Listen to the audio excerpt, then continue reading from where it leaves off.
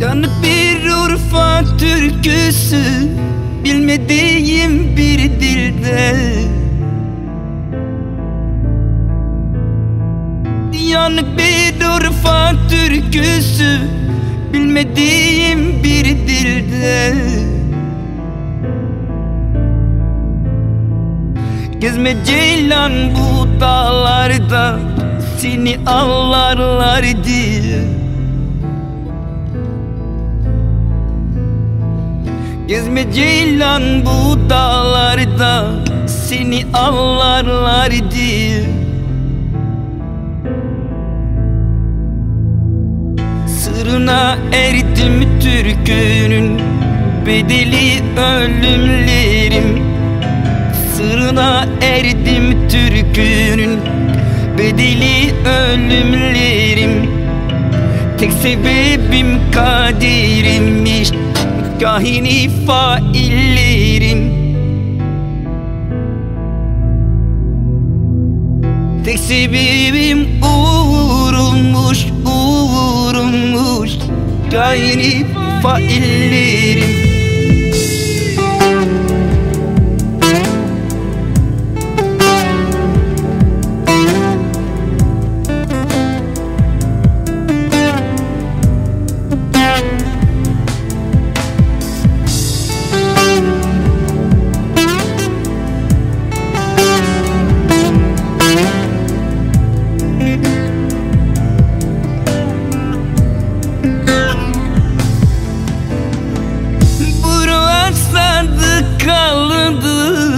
Ömre kurşun biçtiler,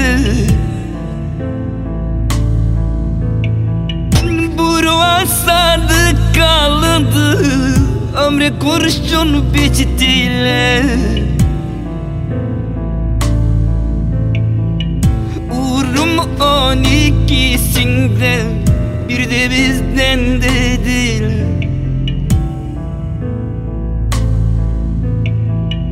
Uğrum da 12'sinde, bu da bizden dediler. N'olur annem duyun bizi, çekilmez bunun vebali. N'olur annem duyun bizi, çekilmez bunun vebali. Kaç ceylan uğurlandı, uğurlandı, nice uğurlar gibi.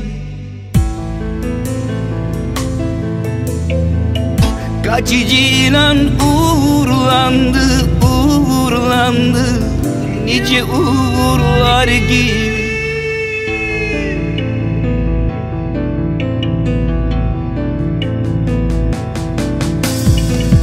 Anne olmanın gereği sadece doğurmak mı peki?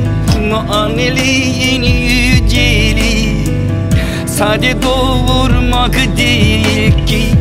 Her çocuğu kendi bilip, kendi bilip bu kıymadır diye bilmeli.